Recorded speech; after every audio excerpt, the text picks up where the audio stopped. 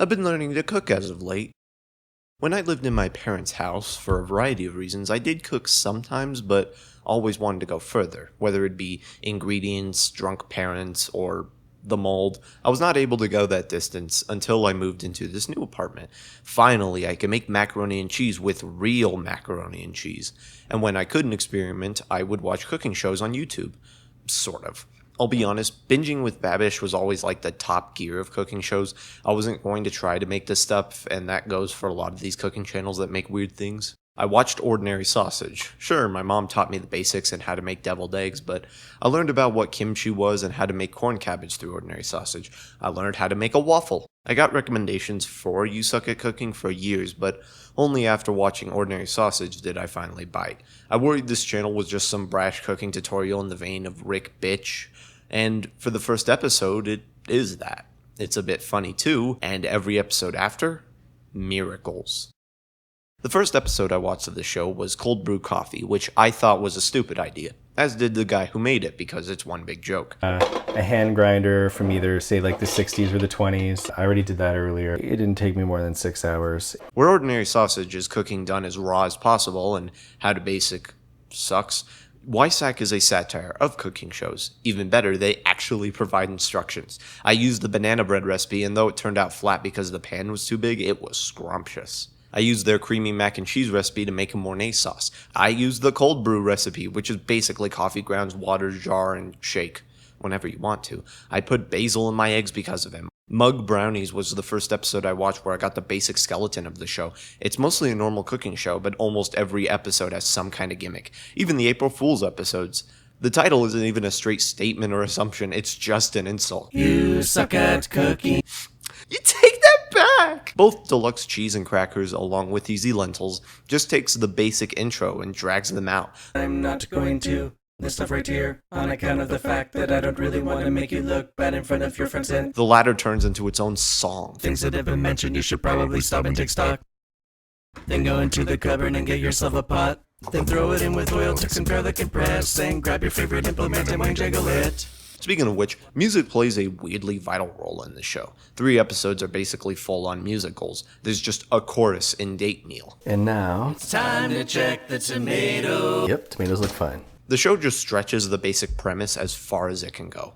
I will get to the music, but mainly I want to gush because I won't get to do this again. The show satirizes the basic linear format of a cooking show by adding a plot. Breakfast sandwich, sandwich of justice, sun-dried tomato scramble, and breakfast burrito all have this underlying egg detective plot involving eggs running away from their destiny amid Look at that car, and I say, you're a car.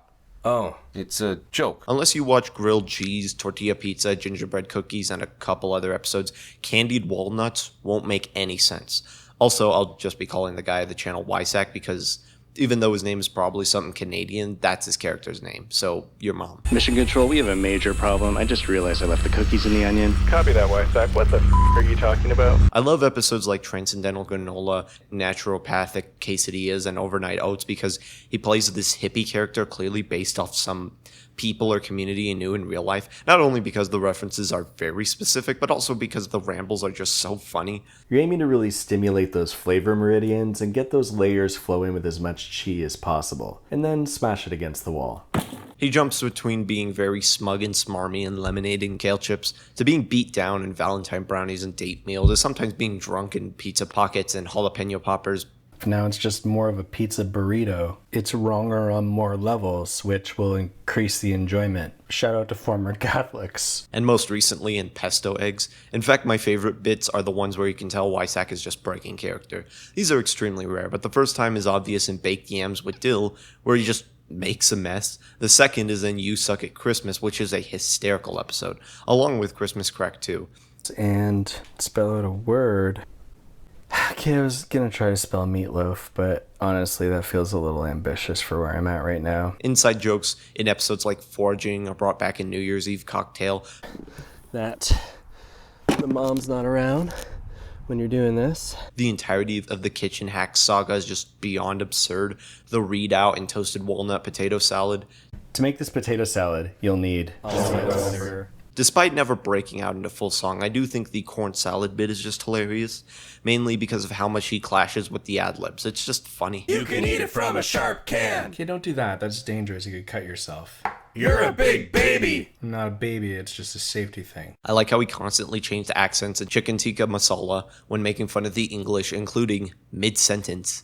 This is a lovely time to take a walk along the public footpaths, as is my right. The tomato and pesto episodes having Italian intros. Fa schifo cucinare, ja totalmente schifo. My favorite episode of Wysack is the chili episode. It's the funniest, most satisfying to watch, and has a great ending. It doesn't have a song, so it's cringe. Yes, this is going to be an episode where I explain jokes to you. That's this kind of channel. Okay, this is a music channel, unfortunately. The music of Wysack is interesting. With the exception of the 3 episodes that are musical, the ending songs aren't full songs. They aren't even demos. They're basically end credit gags. Not every episode has them, but the ones that do are legendary. Work, gotta get to school, gotta get to bed, gotta get it up. I won't go over every single song here because there are a few I dislike. I can't believe I dislike songs from a guy who has at least 7. For example, the Choco Banana Ice Cream rap isn't my favorite, which doesn't help that Easy Lentils and French Fry rap are close to perfect. Add some lentils, water, and then thoroughly drown. Add garam masala and some sugar that's brown. Then continue to enjangle it until it cooks down. Easy Lentils only works in the context of being one long intro. It only makes sense in the context of the show. Again, the tutorial's still there, but it works because the song is weirdly catchy. Then grab yourself an onion and then give it a chop. Then throw it in with oil, took some garlic and bread. I've listened to this a couple times just for the sake of it. The whole French Fry rap is so funny because the whole song is just playing into the same bits that the main show does, just in an electro rap style. Gonna boil them in oil, gonna spread them out on foil, and then cook them up and eat them instead of leave them to rot. Cause you don't want all the fries to be there sticking when you're trying hard to flip them when you're cooking just to get them into dipping back up. And keep in mind, the song is really well written, which makes it both funnier and better as an actual song, mostly about fucking around while making French fries. Half the reasons the song gets stuck in my head is the fucking finger breakdance at the end of the song. The whole song is just filled with the Wysack references, the drinking, the throwing shit at the wall, and the fact that vegetables are just growing in his house. The original Brussels sprout episode is called upon a few times in the series, especially with the whole moving vegetables and fruits through the series, but I like it mainly because of how simple it is, despite not being my favorite. Or just to see where the world ends.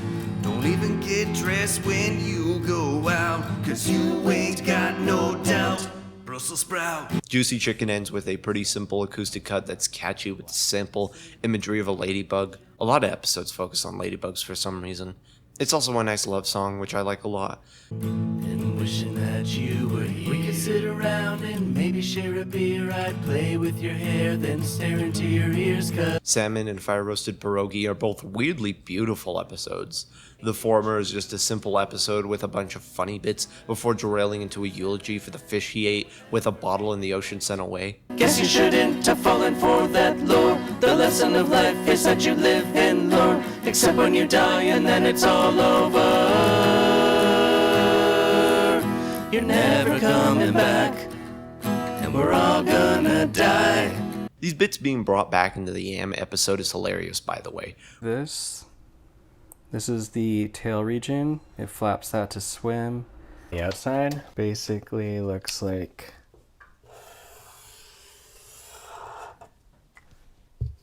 that. Where the latter is fascinating to me because it has an entire orchestration for the simplicity of a fire roasted pierogi and the life it lives before he makes a conclusion. Oh, pierogi, little lost pierogi. And the episode still has an ending song entirely about the importance of putting yourself out there despite the drawbacks of people putting you down. Don't worry about the backlash. Just keep living and adjust your mustache, and that's how canoeing helps melt all your stress away. It's such a well-written song. I have to wonder if it wasn't written just for the show. He put a guitar solo in the Fire Roasted Pierogi song, an entire guitar solo.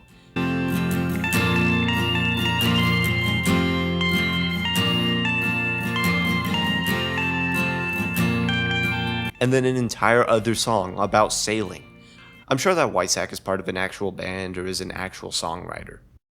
Blueberry Smoothie begins the drama between him and his sister. He borrowed her Vitamix, but she demanded it back and she gave him a broken microwave.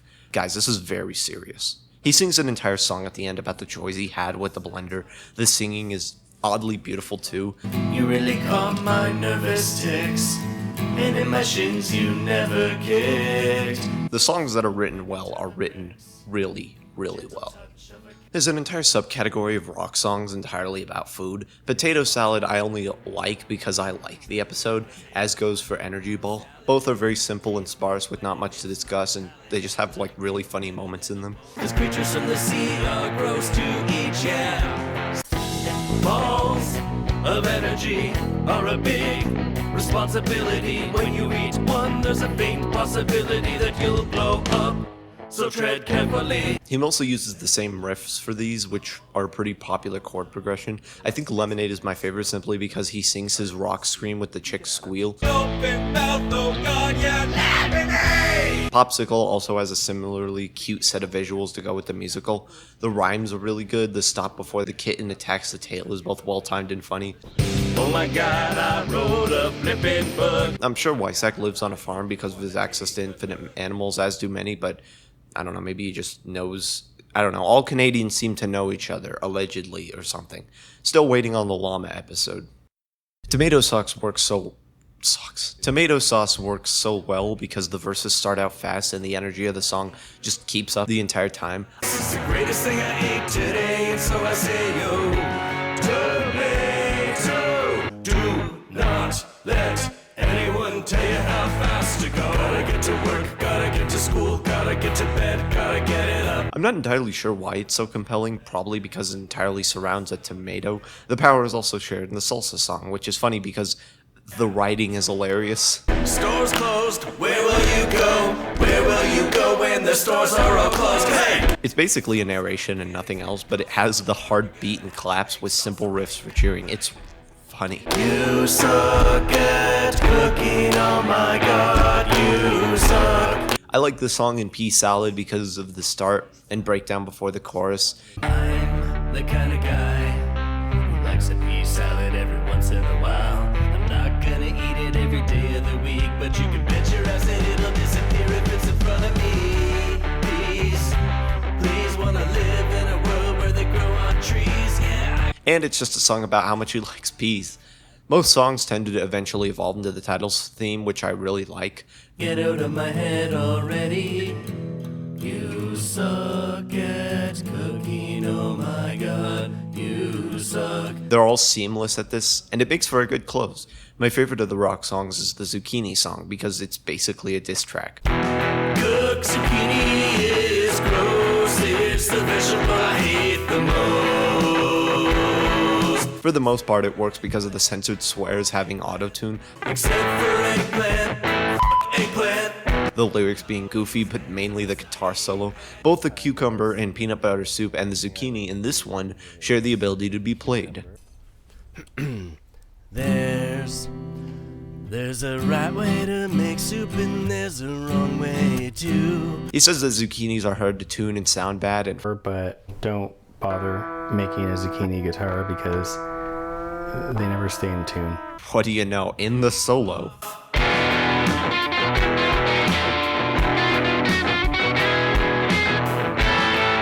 and it still works. My favorite songs are the weird ones, either songs built out of the food and just stretched out, or even song samples that do something really weird, either satirizing a real musical style or just goofing off.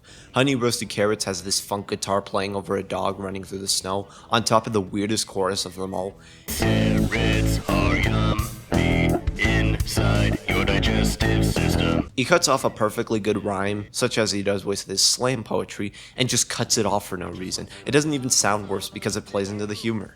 He reuses these visuals in the cauliflower mac and cheese episode, but I prefer the cauliflower wings episode, I think because I like the singing in it despite the writing being close to nonsense. Less ingredients, much more pure.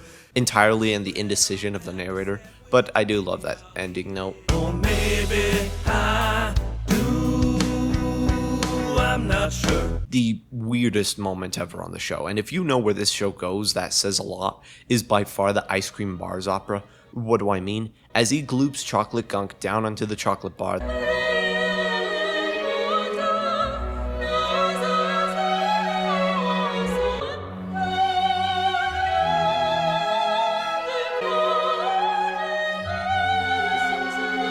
might be subliminal. Pesto ends with an almost metal song with plonky grunge guitars and just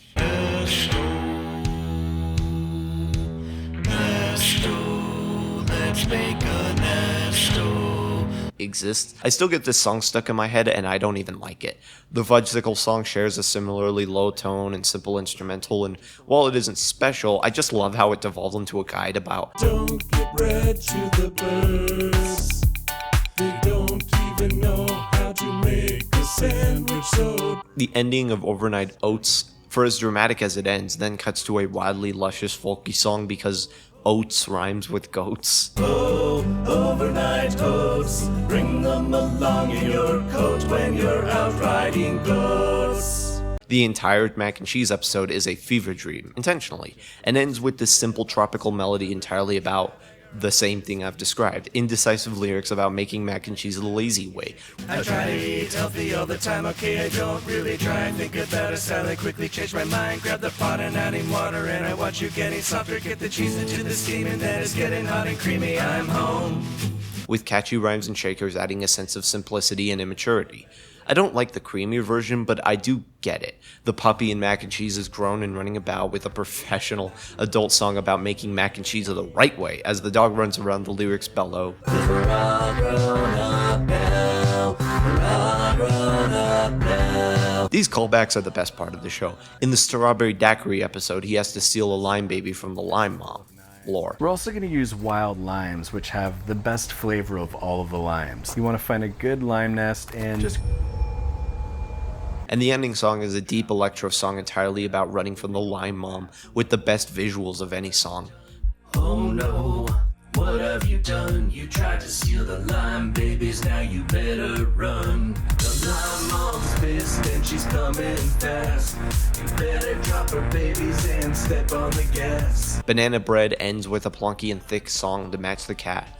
I don't have much to say about it other than Crepes has a similar low voice and simple tune, but what it does make up for is that the song is new wave. Get them off the pan and onto your plate, then shove them in your face. Yeah. It's so upbeat and catchy, and I get Way much more digestible pace. in my head all the time. I'm certain my friend learned to make crepes from this episode, by the way. 2 episodes end in ballads, and both are really interesting. Not Carbonara ends with a parody of Imagine about how the narrator doesn't have guanciale. that's how you know this isn't carbonara, because if you were making carbonara, you'd be using guanciale. You see, bacon comes from a pig, whereas guanciale comes from a completely different animal known as an Italian hog. You'd make a hamburger with tiger meat, would you? I really hope not. Tigers are expensive. So he doesn't have Carbonara. It is possibly the funniest song he has ever written. What have I done? I've added peas to a dish that is otherwise vegetable free. It's even funnier that it parodies Imagine. I prefer the song from Bacon because halfway through this mid-tempo ballad with electro synths, we hear a second singer. But just as I'm about to fall back asleep, I hear a quiet sizzle that's starting to creep up the stairs through the air into the room, and I know what you're up to. There have been other people on Wifesack, allegedly, but this is the only song that transitions into a duet. It also helps that the chemistry between the two is really good. I don't know if this is someone he knows or just someone he hires, but it just sounds really good. By far, though, the strangest and most interesting song comes from 5 Ways to Pierogi. What is it about pierogies that makes this guy so musical? The lyrics are just as funny as every other song on the channel, but the funk-ass instrumentals, brutal bass and drums, the distorted cold wave singing, the dogs running around, especially the drop mixed with the back-pacing dog. I don't know why, but this song punches. He spends the whole video dodging where pierogies come from, but with this song, it sounds just like Poland, or at least their vehicles. There are going to be a few musical pieces and songs I miss. One thing to note is that past Overnight Oats I didn't watch the channel as much because I became an adult, and you lose a lot of time with that. I want to end off with my 5 favorite songs from the channel. The trio of the Dip songs wasn't just great to watch, but mainly just rule as songs period. The original Bean Dip song was just a simple acoustic strumming over basic rhymes around bean dip. It is so good, it sounds like a campfire song. Tilt the bowl to the left a bit and you can call it lean dip. Don't tilt it too much or you'll get it on your jeans dip. Make it disappear, you got the prestige dip. It is missing a beat, but this was also episode 8, so you know. The beat dip added a beat, so we're good. This one is written much better, it even has a rise and drop in it, and it just feels better as a song. The writing here is a lot sharper too. Spread it on my blanket, then I call it pleat dip. Pull it over your eyes and you got to seed dip. Put it in the onion and you get reheat dip. Take out a spoonful and it's incomplete dip. Finally, Chip Dip is the best of the trilogy. It has a good beat, the writing here is the most sharp and on point it could be, and it has the best visuals. Pass the atmosphere on a spaceship dip. Chip dip slacking off, here's a pink slip dip. Floating in the water, got some skinny dip dip. Naturally adhesive, that's a real good grip dip. We have a dog running through the snow, and now a cat. Cat! I live with one of those. The cat running into the distance with Let's go find a ring fellowship dip. is beyond clever. Ask permission before sending dip pics. Best part, there's a guitar solo.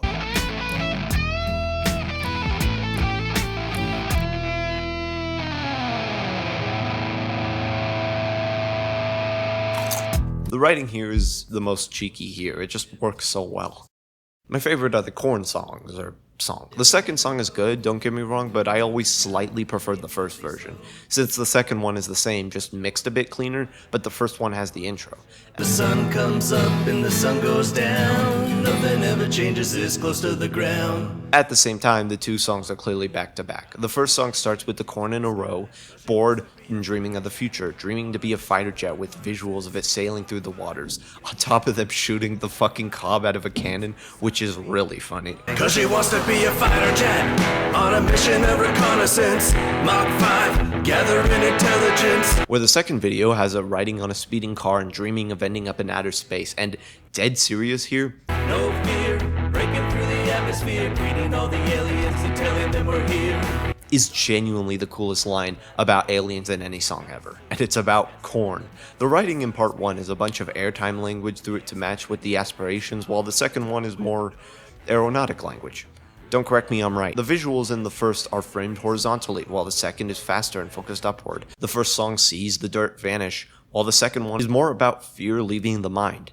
I don't know why, but these are my favorite songs from the channel, both because of the spirit, but just from sounding the best and being the most fun. It helps that both corn episodes are really funny. To cook the corn, a lot of people think you just fill a pot with water, boil the water, throw in the corn, add some salt, let it cook for a few minutes, and then it's done. And those people are correct. I know that because of how YouTube and online videos changed, the whole review turns into an episode of community format got old and people dislike it, but honestly, I kind of love these videos, even the bad ones. I mean, I used to love Phaelus the most because he did it literally all the time, and it was honestly really creative. I think he still does it occasionally, but the only reason I stopped watching is I just don't watch movie reviews anymore. And yes, movies like Kick-Assia and the other ones suck and were nightmares, but Borderline Forever is genuinely my favorite Scott the Woz episode, and my second is Use Games because it's hilarious. I love when reviewers have some large world-ending plot in it because it's fun and weird. Obviously, I like serious ones too, and I'm not saying the serious and silly format works all the time, but to me, YouTube isn't IGN, Polygon, or Vox. I associate YouTube with any type of video that feels like someone got up to make it for making's sake. And I hate that people who miss it don't go looking for it because it's always there, and I hate that people just see that as cringe nowadays. I like old Space Hamster videos and A Bucket of Jake because it's like talking to someone directly, and it's funny. I like Kid Icarus style videos that use a subject to go off the rails and have fun. Even if it comes off as trying too hard or is too dumb, I'd rather have that because it's more interesting. When I first watched the Cold Brew episode, I thought it would be a joke, and I was not ready to see a video that pretends to be in the 19th century, or a person pretending to be in the 19th century because he's a massive hipster. I knew an episode on corn on the cob would be simple, but not this funny. I knew an episode on guacamole, chili lasagna, pumpkin pie would all be great, but I still think about them all these years later. And the sad thing about it is that if you combine these spices, which is super easy, and then compare it to the pumpkin pie spice, So we're gonna use 2 1/4 teaspoons of pumpkin pie spice. I haven't really tried to make anything that interesting on this channel because the only cameras I have look like found footage. Even then, I do sometimes want to do something like this. The main reason I do this is because I'm learning as I go, and I'd rather learn small and stretch big when I know better in the future. And even then, I enjoy these channels. An entire video on a fake ARG in Minecraft by Killian Experience is the funniest video I've ever seen. 3 cats in a raincoat make Voices of the Void videos in the same style as SMG4, who I watched way too much as a kid. Kedikar's made a video about Crash merch, not anything informative, just to laugh and point at it, and it works. My favorite Ordinary Sausage episodes are the Jambalaya episode and the Caesar salad sausage. Both because they just use basic editing tricks to spice up the repetition. That's half the reason people liked Phineas and Ferb. Limitations and restrictions can be just as freeing. You Suck at Cooking takes the basic format of a cooking show and just adds to it. An episode about wanting to make custom McMuffins becomes a horror thriller. An episode about candied walnuts becomes a tale about a sickly robot learning to overcome himself and his cruel and neglectful owner, ultimately fulfilling the dream of being free from the world. An episode on macaroons is just a cluster of jokes throughout. I've never seen a part where he just throws a bunch of chocolate pieces into a bowl and pulls them back out to do more of it as he insults the viewer. An episode on making a sandwich out of Thanksgiving ingredients spends the first half with fake scenarios on just getting the ingredients without cooking, contemplating the end. I love this channel because it's willing to go the distance. Not all channels that do this are good. Fine, I accept this. You Suck at Cooking is the kind of channel I love on this platform. That starts from someone turning on their camera and turns into a musical about Brussels sprouts. That has some of the most interesting and catchy music ever made. The 100th episode, which is a remake of the first episode, uses that new skill made over the course of years and remakes an original video close to the same style as the first. The one note I want to make is, in the original, now I swear to fucking God, you bring this to a party on any other fucking planet, people's crotches will explode. It's so good. the ending where no one cares about the narrator squawk is just perfect. I could use more lime, or I would have used lemon, or this isn't actually authentic. Not anything special. Then we'll take exactly 1 cup of raisins and pour that into your roommate's pillowcase. This is the funniest joke of the entire show. I love this show. I get French fry rap, She Wants to Be a Fighter Jet, and pea salad songs stuck in my head all the time. I don't need these to be full songs because they aren't meant to be. They fit with the entirety of the show. I love it for the creativity, for teaching me to cook and showing just how inventive a show can be. Godspeed, Colonel Corn. Godspeed.